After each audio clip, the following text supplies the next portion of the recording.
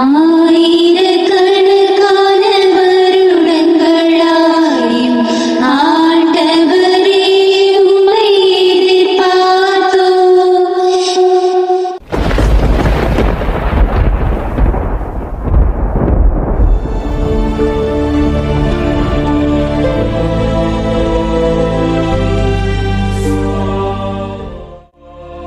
அதுக்கு அர்த்தம் எருசலேமுக்கு நாம போறோம்.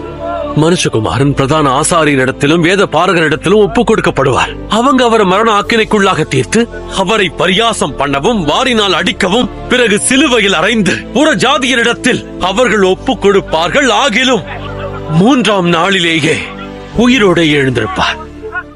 இஸ்ரவேல் மக்களை ஆள வரும் என் இயேசு நீர் பரிந்தருள்வீர்.